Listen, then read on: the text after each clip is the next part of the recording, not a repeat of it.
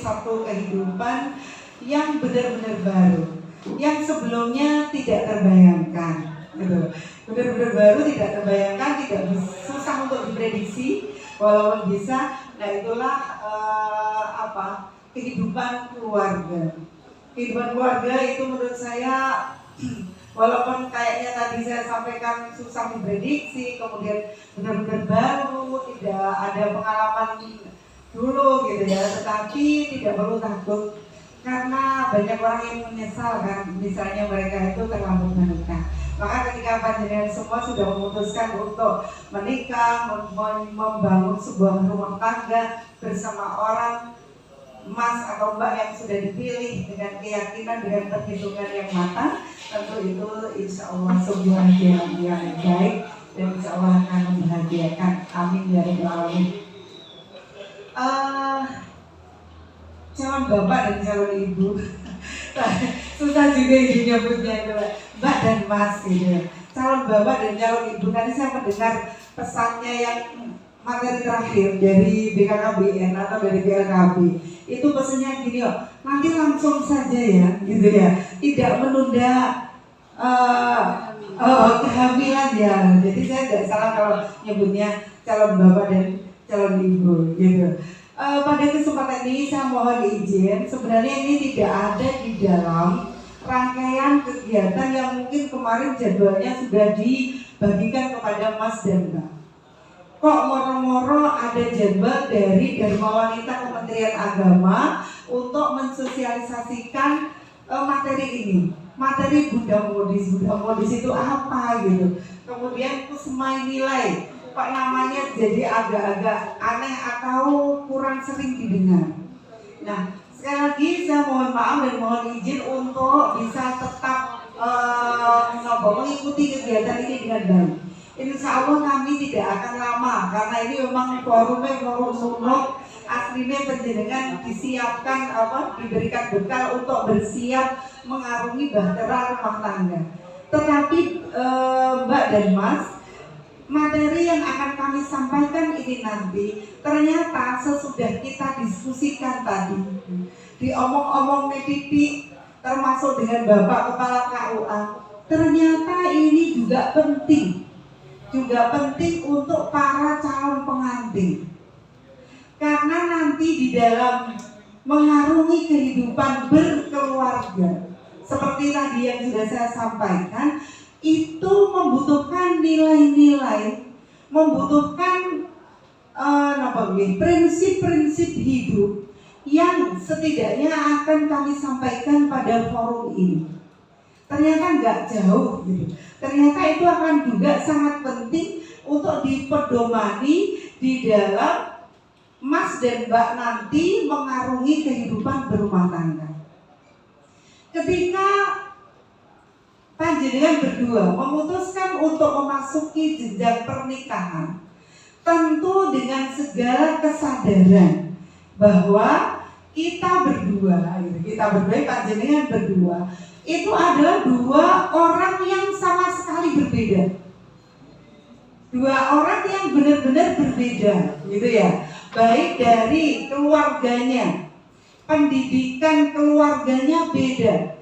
Oh, kalau yang Mas itu dari kultur keluarganya begini, cara ayah ibunya mendidik begini, latar belakang pendidikan formalnya adalah ini, gitu. Nah, yang si mbaknya, keluarganya memberikan pendidikan dengan model yang berbeda, maka menjadi dua orang yang juga benar-benar berbeda.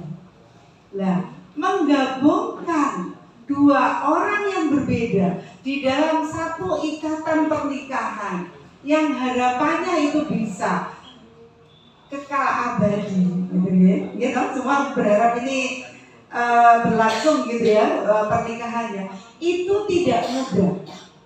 Diarani angel yo angel, diarani gampang yo gampang.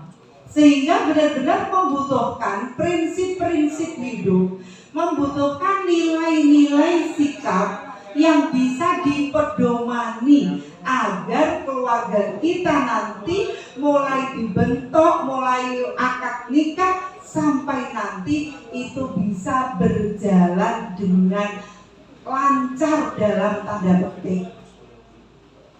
Kenapa lancar dalam tanda petik? Lancarnya wong menikah, lancarnya keluarga itu kan boten podo karo lancare perjalanan numpak mobil kok Kanigoro ning Sanan Kulon atau dari Dalem Panjenengan ke sini. Lancare wong pernikahan itu artinya apa? Artinya di dalam menjalani hari-harinya itu bisa menyelesaikan berbagai permasalahan yang ada. Itu namanya lancar. Lek nyampe enek masalah yang tidak bisa diselesaikan, nah itu berarti kurang lancar. Tapi kalau masalah ini bisa diselesaikan, niku jenenge pun lancar. Lah, agar kita dapat menyelesaikan berbagai permasalahan, maka kita perlu punya nilai-nilai, perlu punya prinsip-prinsip hidup yang kita pedomani. Ora kaku karepe dhewe-dhewe. Kalau kita punya prinsip, nanti akan kembali ke prinsip, akan kembali ke prinsip, akan kembali ke prinsip, sehingga pernikahan kita itu hanya akan dipisahkan oleh ajal. Ketika kita dipisahkan oleh ajal, artinya kita tidak berpisah. Mung beda nggone, sing sitok sik nang dunya kene, sing sitok wis nang kono. Sebenarnya kan tidak berpisah, gitu, masih di dalam ikatan sebuah perkawinan. Mas dan Mbak yang saya hormati, alhamdulillah berkaitan dengan tugas kami di Dharma Wanita. Dharma Wanita Kementerian Agama Kabupaten Bintan punya tugas untuk menyampaikan prinsip-prinsip, menyampaikan nilai-nilai tadi kepada seluruh elemen masyarakat. Yang pertama tentu kepada anggota Dharma Wanita itu sendiri. Kemudian yang kedua kepada keluarga Dharma Wanita. Kemudian yang ketiga kepada seluruh elemen masyarakat, termasuk hari ini kepada calon bapak dan calon ibu yang ada di sini. Terima kasih untuk waktunya dan terima kasih juga untuk perhatiannya. Nah, apa Bapak dan Ibu, ini nilai-nilai yang ingin kami sampaikan, yang akan kita sampaikan di forum ini. Kusemai nilai, itu ya, kusemai nilai, itu nilai-nilai apa? Sebenarnya kusemai nilai itu adalah tentang nilai-nilai anti korupsi. Jadi program ini adalah programnya KPK. Loh, saya bukan pejabat loh Bu, saya bukan pegawai. Jadi korupsi itu orang hubungannya sama saya. Nah, boten ngoten. Ternyata korupsi itu bisa dilakukan oleh semua orang dalam arti global.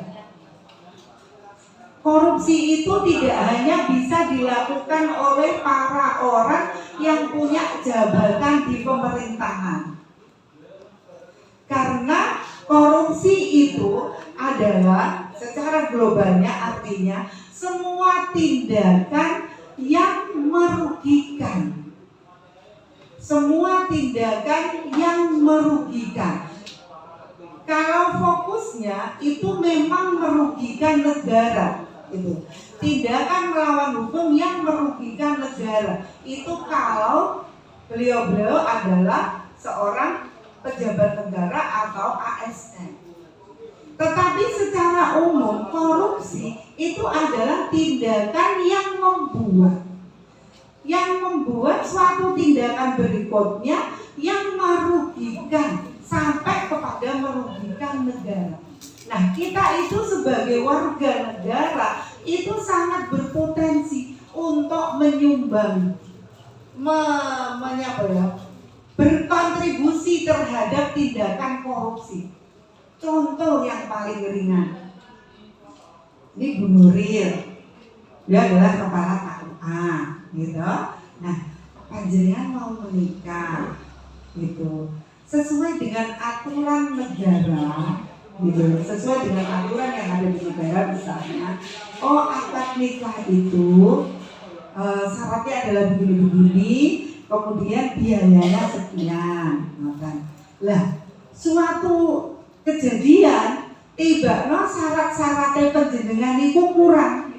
Misalnya begitu tuh. Misalnya syaratnya panjenengan itu kurang. Terus piye duwe kok antar isane awak dhewe lolos. Nah, awak dhewe sowan Pak Nuril gitu. Sowan Pak Nuril kok ya kita matur keadaan iki ngene lek memenuhi syarat sing kuwi iki ora iso gitu. Nah, kok ben enek jalan keluar. Nah, terus sowan Pak Nuril nggowo apa ya penake? Nah, yo nggowo sing pantes to. Amplop opo tas sing gede, opo gitu. Nah, Bapak dan Ibu, calon Bapak dan calon Ibu, terus penjenengan memutuskan untuk datang ke Pak Nuril dengan membawa sesuatu yang tujuannya adalah agar syarat yang tidak terpenuhi tadi lolos. Nah, niku termasuk tindakan yang menjurus ke korupsi. Nah, sakit benar niku dilakoni oleh masyarakat yang bukan pejabat. Bisa kan? Nah, contohnya mana? Suami kula misalnya Pak Barudin, kepala kantor tadi. Nah, orang datang dengan permasalahannya. Pak Barudin datang.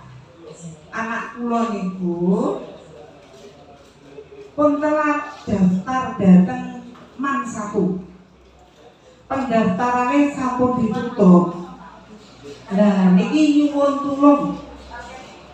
Amprih anak kula niku saged mlebet man 1. Nah, datang ke pejabat tidak mungkin tidak membawa apa-apa. Wis sing nggawa gula 5 kilo, terus minyak 2 liter. Nah, misalnya kan untuk apa? Agar Pak Barudin tadi bisa membantu untuk memasukkan putranya masuk di man 1. Ini contoh loh, ini betul kejadian betul.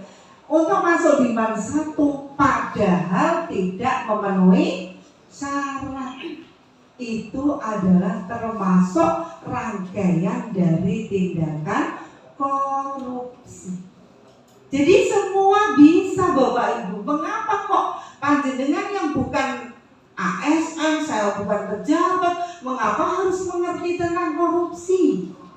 Nah, karena ternyata seperti ini, korupsi itu tidak hanya bisa dilakukan oleh seorang kepala kantor, tidak hanya bisa dilakukan oleh seorang kepala KUA, seorang kasih, bimas, ataupun pejabat-pejabat yang lain, tapi ternyata masyarakat luas juga bisa.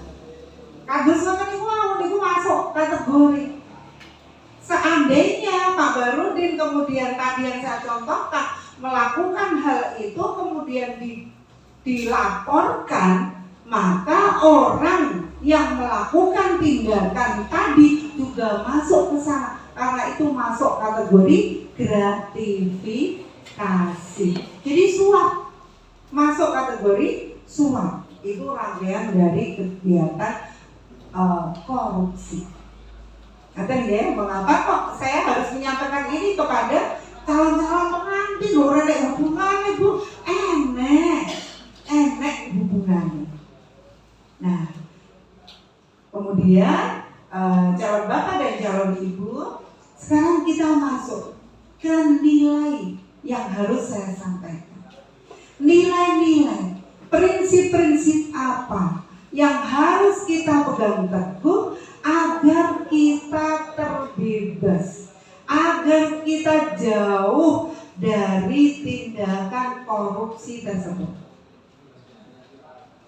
Ada 9 nilai setidaknya yang harus kita pegang teguh agar kita terbebas atau kita dijauhkan dari tindakan korupsi. soalnya tidak ada proyektornya, jadi saya tok yang menyimak, bapak dan calon ibu yang mendengarnya. Apa ya? Nah, 9 nilai integritas itu apa? Yang pertama adalah jujur. Jujur itu jadi nomor 1 untuk menghindari, menjauhi tindakan korupsi. Jujur ki piye? Jujur ki kudu padha apa sing dilakoni karo apa sing diomongin.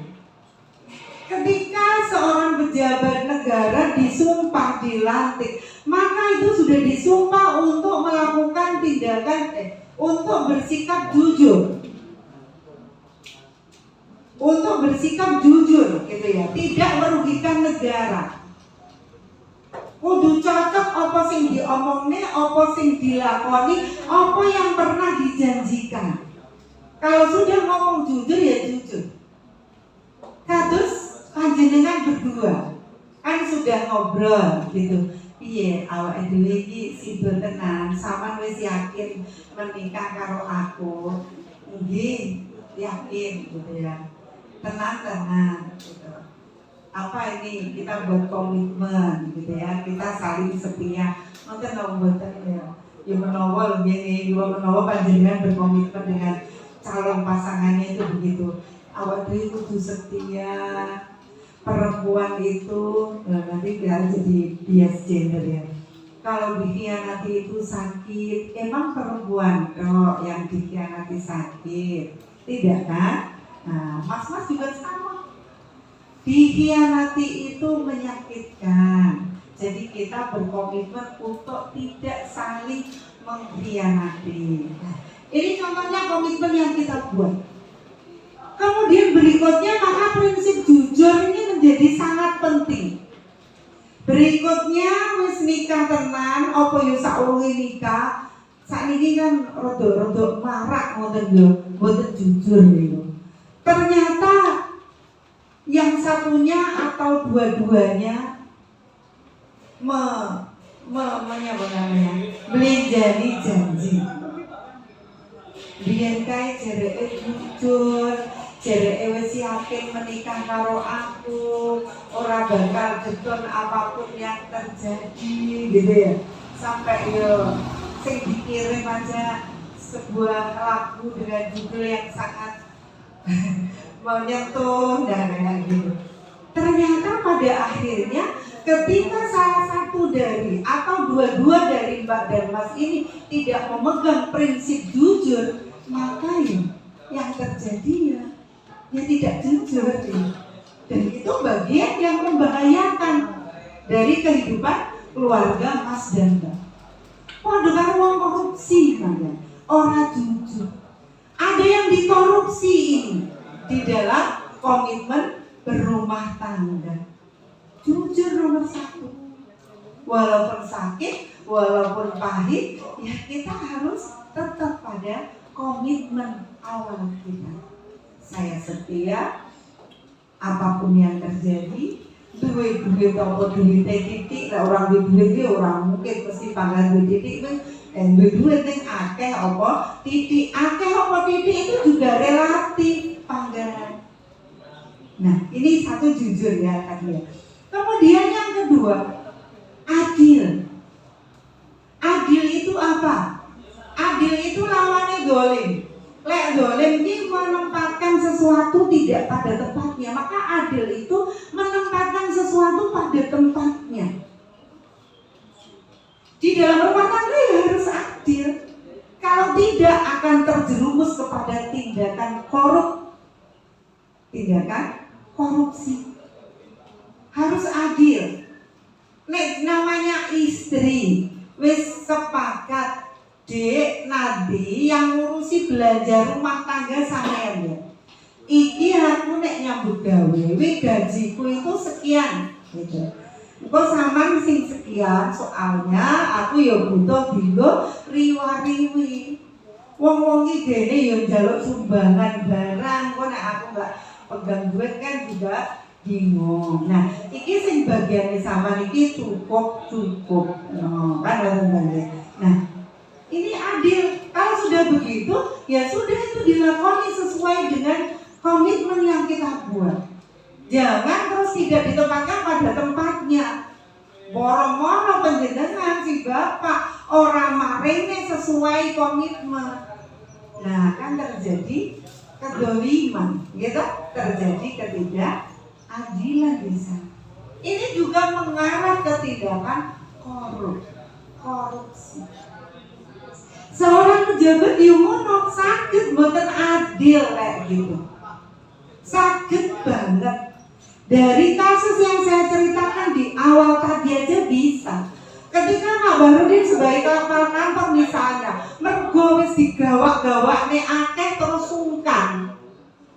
Sungkan toh, wis kadung di gawak-gawakne, gawa buah sak keranjang, pelempodang dan lain-lain, kemudian aku dijaluk itu long ini mosok gak iso gitu ya. Akhirnya maksa nelpon kepala man, Pak Sopo saya ini kepala man saya, Pak Lesus ya, Pak Lesus iki piye muridnya jenengan sing kelas 10 itu sudah terpenuhi belum? Sampun Pak, iki enek koncoku njaluk tulung gitu. Piye ditambah siji sapa ora? Padahal kuotanya sudah penuh, kelasnya sudah penuh, tidak boleh menerima murid lagi. Tapi karena yang nelpon itu adalah kepala kantor, Pak Lesus Yurawani nolak. Akhirnya diterima, bisa selesai dengan memanipulasi data. Atau bisa juga yang lebih tidak adil lagi, yang sudah masuk duluan sing kira-kira kena didel dihapus, diganti yang baru sing wis gawak nih pelompodan sak kerenjang. Ini tindakan korupsi. Siapa tadi yang menyebabkan tindakan korupsi? Masyarakat yang meminta tolong datang dengan membawa-bawa untuk Bapak Kepala Kantor berlaku tidak adil. Nah, itulah maka semua bisa terlibat di dalam tindakan korupsi. Tidak jujur, tidak adil. Kira-kira kayak ngoten niku panjenengan pernah mendengar mboten cerita-cerita kayak gitu terjadi di masyarakat? Sering. Maka harus ikut mengawasi. Maka sahabat-sahabat, maka calon-calon ini sebagai anggota masyarakat harus memahami ini adalah 9 nilai integritas yang harus dipegang teguh oleh kita semua. Nek ngono, kalau bapak dan ibu sudah telat ngomongnya adi wis telat, ya sudah diterima, jangan maksa-maksa untuk masuk. Biar tidak terjadi hal seperti itu. Itu yang salah pejabatnya, Bu. Harusnya pejabatnya menolak, kan gitu ya. Nah, ini yang sing nyuwun ditulungi karo sing nulungi, ya kuwi kan padha, gitu. Yang menyuap dan yang disuap niku dosane padha. Orang kena bener ngene. Lah saya kan hanya minta tolong. Salahnya sendiri toh Pak Barudin kok mau gitu. Nah, orang kena ngono. Mergo di dalam ilmu agama Islam itu sudah disebutkan bahwa penyuap dan yang disuap itu dua-duanya dilaknati. Ar-Rosi wal murtasi mal'unun ya. Jadi yang menyuap dan yang disuap itu dua-duanya dilaknat. Dan ketika ditindak oleh hukum ya, maka ya kedua-duanya akan kena. Karena yang terlibat itu kan dua-duanya gitu. Oke, itu jujur, adil. Kemudian berani, Bapak dan Ibu, calon Bapak dan calon Ibu. Yang ketiga adalah nilai berani. Berani apa? Berani ngomong yang benar itu benar. Nah kita kan kadang-kadang gini, wah nggak pernah aku gitu, nggak pernah lah kono kamu pejabat masa ya dielek nih lagi guru nih anakku lagi kepala sekolah dan seterusnya. Harus berani kita. Kalau kita tidak berani mengatakan yang benar itu benar, maka korupsi itu akan merajalela. Wes tambah korup dunia awake menjadi semakin ruwet, menjadi semakin susah kita untuk menata kehidupan. Wes uangnya digulai endi sing bener endi sing salah karena sudah menjadi sistem. Tindakan salah tapi sistemik. Tindakan salah tapi koyo wis dituwoto mening ngono.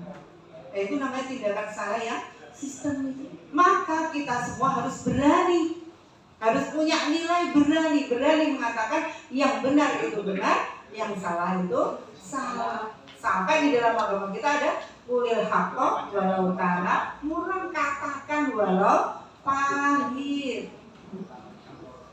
Karena yang pahit ini bukan racun yang mematikan, tapi ini adalah jamu. Jadi yang sakit-sakit liver nanti jadi sembuh kalau minum temulawak pahit, gitu? Temulawak pahit, tapi diminum itu adalah obat. Saya harus seperti ini sudah hampir sudah 30 menit. Oke, berikutnya adalah disiplin. Mengkodo, kalau mau kudu disiplin pada aturan. Kemudian berikutnya lagi adalah tanggung jawab. Nilai tanggung jawab. Mas dan Mbak kalau sudah menikah, masing-masing harus bertanggung jawab dengan tugasnya. Yang Mas yura makan gelono, lain gelono ya kok menimbulkan permasalahan di dalam keluarga. Si mbaknya ya podo, sebagai ibu kita juga harus tanggung jawab di tempat kita. Si bapak tanggung jawab, si ibu tanggung jawab, maka semua akan menjadi lancar.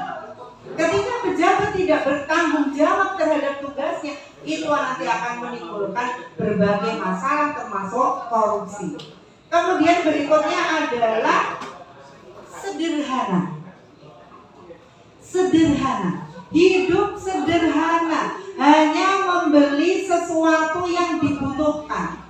Hanya pengadaan sesuatu yang dibutuhkan, bukan segala sesuatu yang diinginkan. Dibutuhkan kalau diinginkan itu beda loh ya. Nah, nek butuh kuwi ora dipenuhi maka perjalanan menjadi pincang. Itu kebutuhan. Lek kebutuhan nggak dipenuhi maka menjadi tujuan tidak tercapai.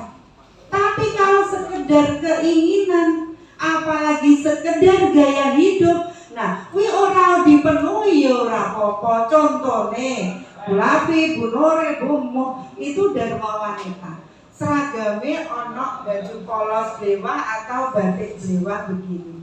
Kemudian jilbabnya blewah, kemudian sepatunya hitam, tasnya hitam.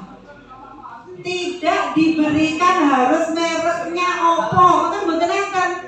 Dadi yo mung sepatune ireng, tase ireng niku memang enten aturane ngoten lho. Lah jeneng kok tase coklat Bu. Nggih, mau tase dari pas coklat ya. Pas sekolahan mboten tase ireng ngoten. Lek Bu Nuri tase ireng Bu jeneng. Oh ya leres jeneng berarti Bu. Saya tase ireng ora nek ya laptop lah kula wau mriki niku betul laptop ya saya alasan aja. Lah ini tapi tidak diberikan mereknya harus apa mboten Bapak Ibu. Jadi yo pokoknya ireng wis bener. Terus nanti lah Bu Lavi minta sama Pak Baru dia, ya ini saya harus beli tas ireng sing merek kuwi apa ya boleh sing rodok larang kok ya rong duwe soalnya dia ora ngerti. Nggih, kaya apa ngono ya. Terus Pak Baru nanya, apa kudu sing ngono kuwi kok regane kok larang men kayak gitu. Lah iya ngono lah ibu-ibu yang lain loh. Tas iki yo ngono kuwi. Lha iki kok ukurannya malah ibu-ibu yang lain. Padahal harusnya ukurannya apa? Ukurannya adalah aturan pokok warnanya ireng berarti sudah boleh. Sepatu pokok warnanya ireng yo boleh, sepatunya ora kudu apa ya? Pokok sing mereke opo ngene ora enek aturannya. Nah, ini yang menyebabkan terjadi juga korupsi. Maka nanti mbak-mbak juga sama dengan kita, semampu suaminya.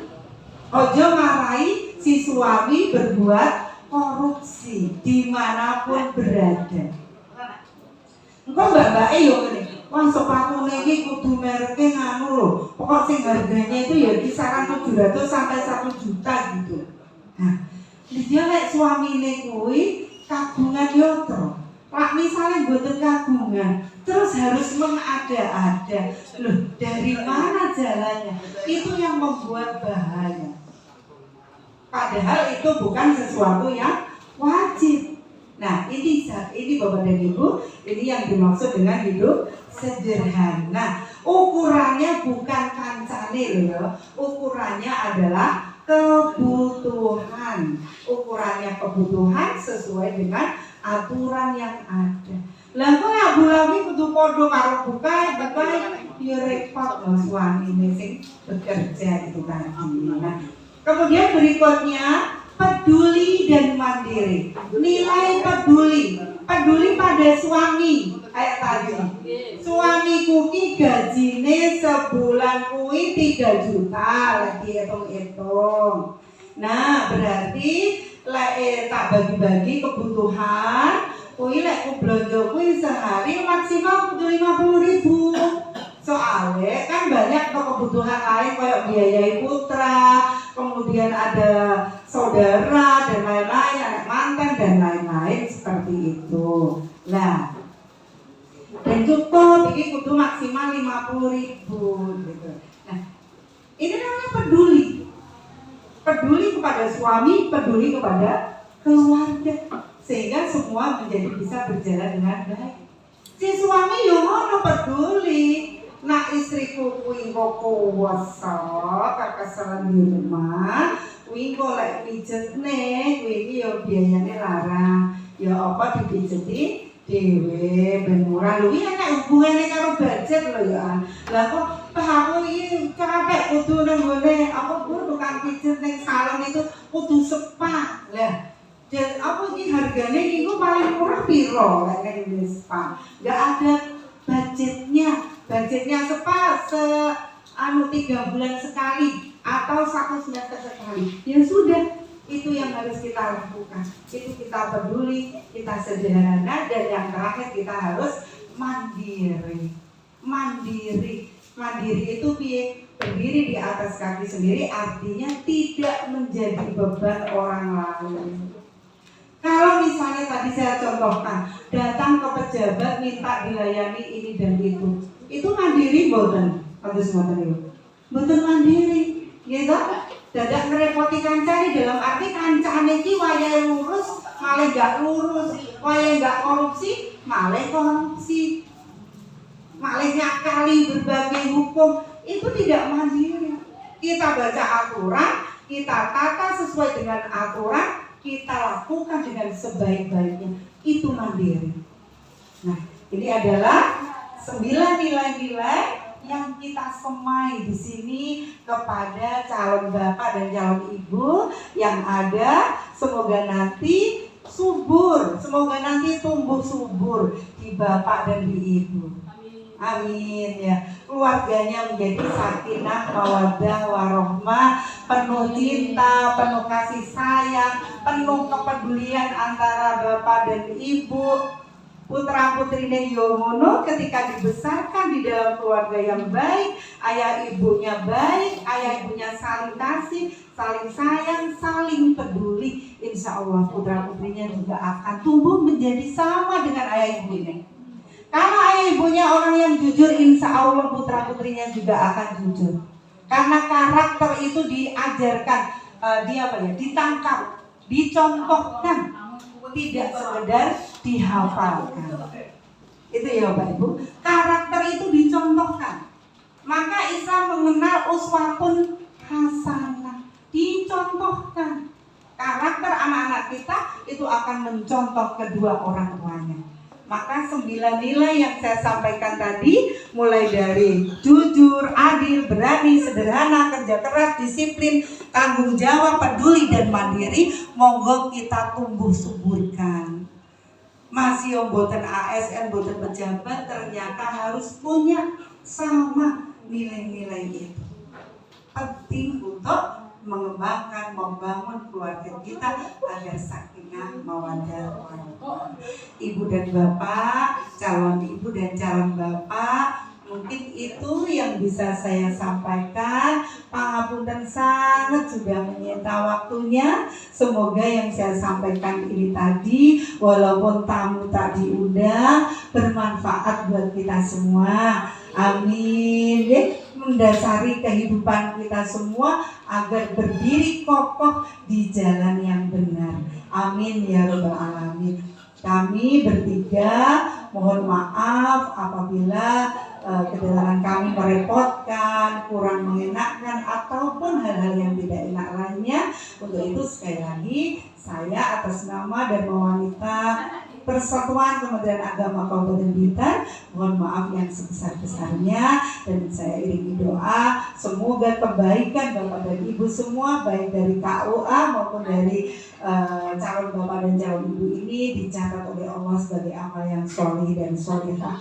Amin ya rabbal alamin. Saya akhiri saja, ini sudah cukup Bu, mangke panjenengan kesorean. Kalau ada apa-apa nanti bisa kita diskusi dilanjutkan melalui WA atau di forum-forum yang lain. Saya akhiri, wallahul muwaffiq ila aqwamit thoriq. Assalamualaikum warahmatullahi wabarakatuh.